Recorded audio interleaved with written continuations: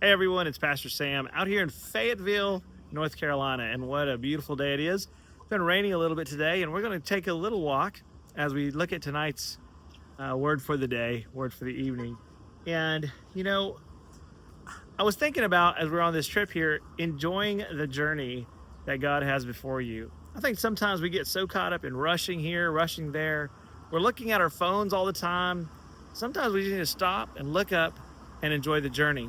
So as we do that, and Miss Jody's here with me, of course, but as we do that, I want you to think about the problem that we have sometimes. And we fix our eyes on so many things. We fix our eyes on our phones, probably the number one thing.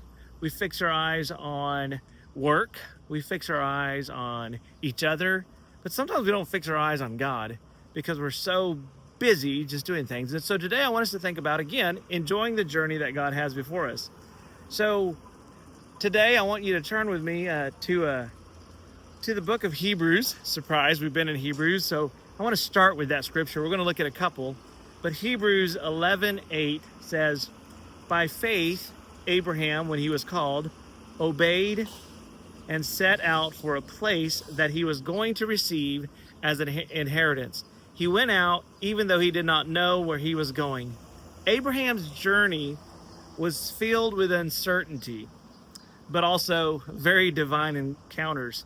You and I have encounters with people that we don't know, that we've never met, and I think it's important that we take those times and slow down and listen to the people that God has before us. So how do you respond when you don't know what's ahead is very important. The world is watching. The world is looking. How are you responding? And so Abraham had to fully trust, not knowing what was ahead of him. You and I need to learn to trust God in this journey of not knowing. Bear with me here. I'm going to cross the street here. But we need to learn to trust God in the journey that we don't know what's up. We don't know what's around the corner. We don't know what's across the street. We don't know which direction, sometimes which to look and see. So we have to stop for a moment and say, God, I trust you. I have faith in what you've called me to do.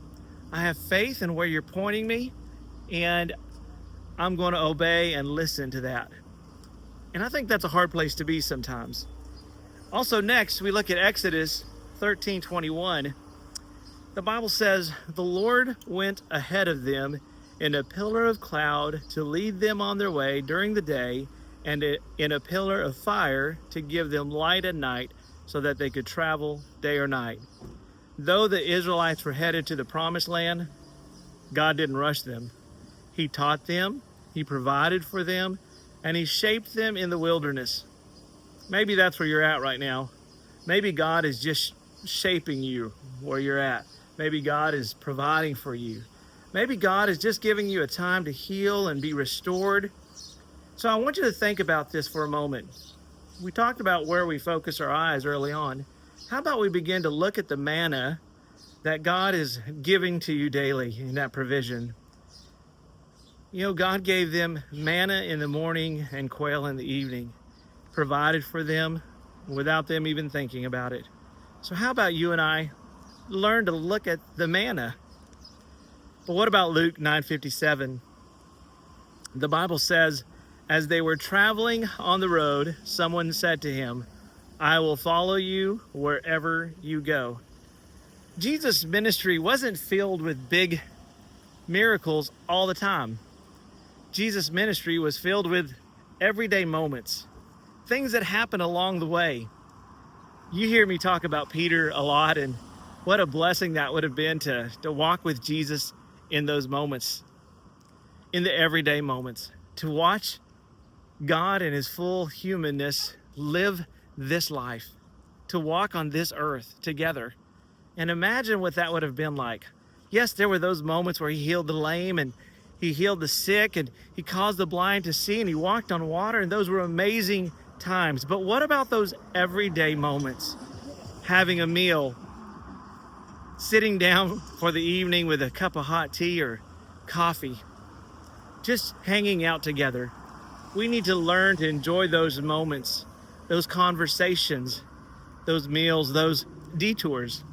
I think it's important that we pause and listen and spend time with God. And I'm going to cross the street here again. This is a beautiful time to enjoy this journey. But I think there's some practical ways that we can enjoy that journey. 1 Thessalonians 5:18, as you know, one of my favorites. Give thanks in everything, for this is God's will for you. You hear me speak that one into your life many times. And in these moments that we are in this journey, sometimes we don't say thank you to God. We go on vacations, we go on trips, we go to work, we get a paycheck, we have a meal. So many blessings that God provides that we take for granted. Part of enjoying the journey is enjoying the moments that God has provided for us in those times.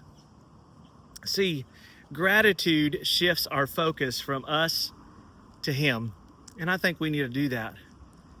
See, Ecclesiastes 3:1 says this: there is an occasion for everything, and a time for every activity under heaven. Your journey won't look like my journey. It won't look like everyone else's journey. But I want you to rest in God's timing and look for God's hands in the small things. In Genesis 28:16, when Jacob awoke from his sleep, he said, surely the Lord is in this place, and I did not know it. You're in your place right now, listening to this right now, and God is telling you, I am here with you. God is with you in the place that you are at. Everyday moments, conversations, pauses can be divine appointments. So I ask you this: what part of your journey feels the most difficult right now? Can you recall a time when God surprised you during a waiting season? And how can you begin to practice joy and gratitude in the current stage that you're in? So I close with this. Wherever you're at, whatever journey you may be on, whatever the destination is, and maybe you're unaware of where that destination is today, Philippians 1:6 says this: I am sure of this, that he who started a good work in you will carry it on to completion until the day of Jesus Christ. See, God is not just the author and finisher. He's also invested in every chapter of your life. And He will be there as you finish your journey. He will be there waiting, calling for you, interceding for you, and hoping that you win the journey that you have. So today I ask you, is this journey that you're on, are you walking with God? Have you invited Him into your journey? See, Jesus wants to walk beside you, but He also says, I stand at the door and knock. In other words, He's not going to barge into your journey. He's not going to barge in and take over. You have to invite Him. He wants to walk with you. Will you allow Him? Let's pray. Father, I thank You for today. I thank You for this journey that we're all on. Father, each of our journeys are different, but Father, if we ask You, You'll walk with us. I ask today that You join me in my journey. Those that are listening, join us in our journey, O God.